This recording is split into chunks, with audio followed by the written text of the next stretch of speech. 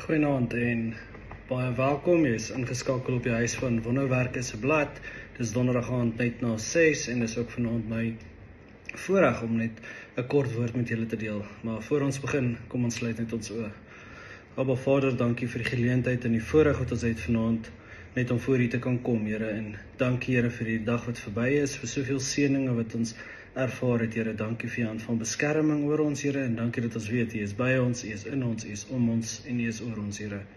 Dankie ook vir hierdie woord wat U vanaand met ons wil deel, Vader. Ek bid dat U saad in ons harte sal saai, Here, en dat U dit ook sal water gee en dat ons harte sal vrugbaar wees op die regte tyd vir dit om op te kom, Vader. Dankie dat ons weet U is by ons, U is om ons, U is oor ons en U is vir ons in Jesus naam.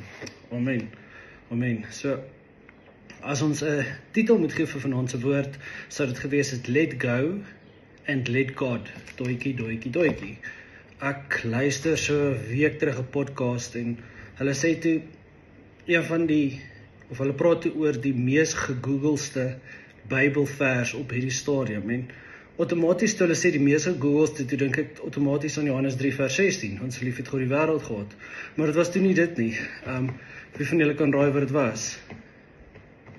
Dit was eintlik toe nou Filippense 4 vers 6 en daar staan, moenie oor enigiets besorgd wees nie, maar bid oor alles. Vra alles wat jy nodig het van God, terwyl jy hom dank in alles wat jy doen.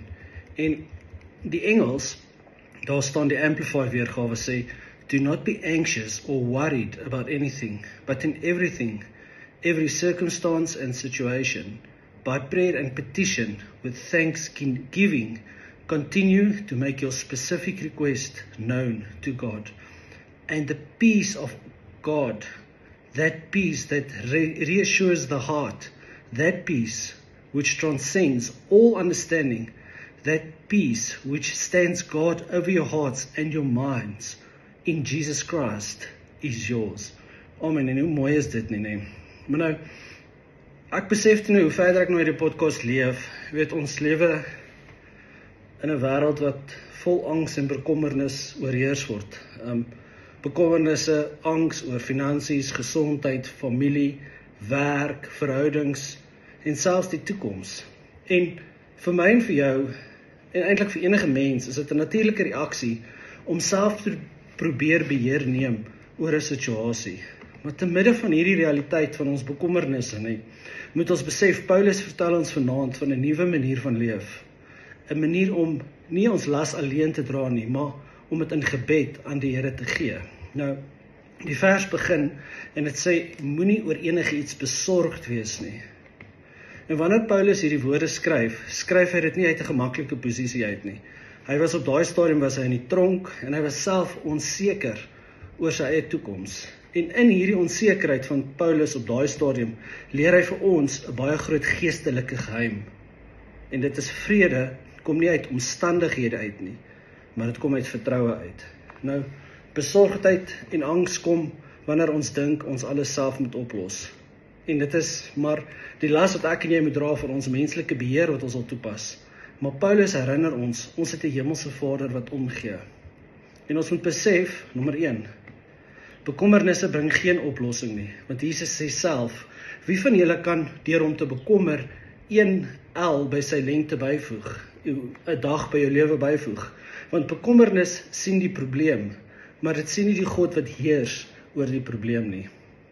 En bekommernis neem beheer van iets wat nooit aan ons behoort het nie, want dit trek letterlik die las van die toekoms in vandag in, sonder die genade wat vir môre bedoel is. Ek gaan dit weer sê, dit trek letterlik die las van die toekoms in vandag in, sonder die genade wat vir môre bedoel was. En bekommernis is 'n dief, want dit steel slaap, dit steel jou vreugde, dit steel jou fokus, dit steel jou energie, en dit steel beslis jou geloof. Nou die vers gaan verder en sê, maar bid oor alles. Nou let op, daar staan bid oor alles. Daar staan nie net bid oor jou probleem, of bid oor jou angs, of bid oor jou bekommernis nie. En daar staan nie net bid oor geestelike sake nie, maar daar staan bid oor alles. Alles van alledaagse dinge, tot krisisse, selfs dinge wat ons kan dra, en dinge wat ons nie kan dra nie. Nou, gebed is nie 'n laaste uitweg nie. Gebed is actually God se eerste uitnodiging vir my en vir jou. En ons bid nie omdat God nie weet nie, want hy weet, maar ons bid omdat God wil hê ons moet nader aan hom kom. Ons moet nader aan hom beweeg en hy wil ons herinner dat ons nooit alleen is nie. Verder sê die vraag. Verder sê die vers, vra alles wat jy nodig het van God. En hier gee God vir ons die vrymoedigheid. Hy gee vir ons die ticket om te sê, hier is jou vrymoedigheid. Jy mag vra. Nie omdat jy dit verdien nie, maar omdat jy my kind is. En God is nie geplaag deur ons versoeke nie. God is nie moeg vir my en vir jou probleme nie. Hy het klaar alles wat nodig is om my en jou na hom toe te bring. En hy het klaar die oplossing vir my en jou probleem. Hy het klaar die oplossing vir my en jou angs en ons bekommernis. Nou, verder gaan dit oor die dankbaarheid in ons harte. Want hy sê, terwyl julle dank vir alles wat hy doen. Nou, dankbaarheid verander nie net my en jou gebed nie. Dit verander ons harte. Want wanneer ons dank, herinner ons onsself aan wie God al was, en wie hy steeds is, en wie hy altyd sal wees. En dankbaarheid bring vir my en vir jou, kom ek sê dit weer, dankbaarheid bring vir my en vir jou weer die geloof om God te kan vertrou, vir vandag se nood, se angs, se bekommernis.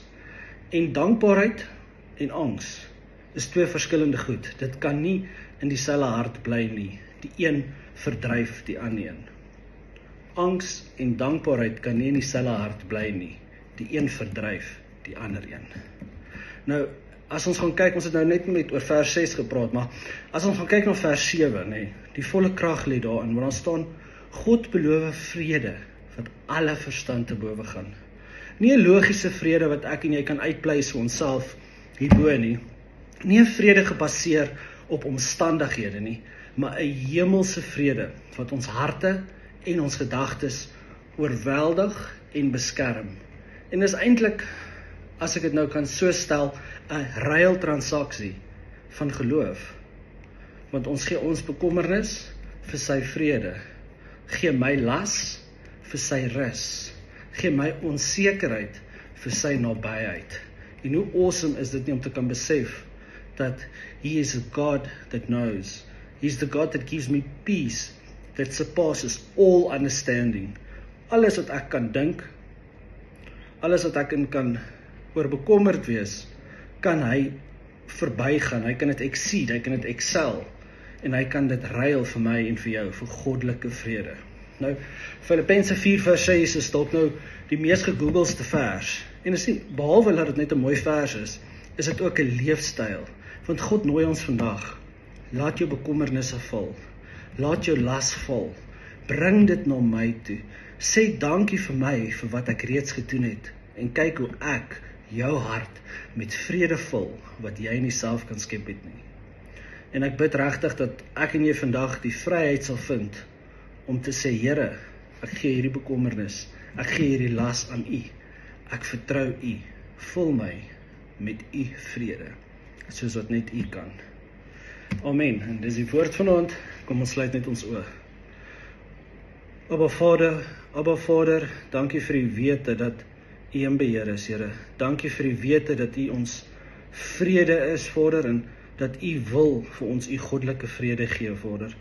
Mag elke las en elke bekommernis wat ons het, Here, mag ons dit voor U voete kom neerlê, Vader, en mag ons opnuut U goddelike vrede ervaar op alle areas en aspekte van ons lewens, Vader. Dankie, Here, dat ons weet U is in beheer. Dankie vir die bloed van Jesus wat ons bedek en die engele wat ons omring, en dankie, Vader, dat ons in U hand is en niks ons uit U hand uit kan ruk nie. Dankie vir U goddelike vrede. And Lord, we vow that all the glory, all the honor and all the praise that we may ever accumulate in our lives be directly reflected unto You, because it's all about You, Jesus. Amen, amen. Baie dankie dat julle ingeskakel het, geseënde aand verder. Totsiens.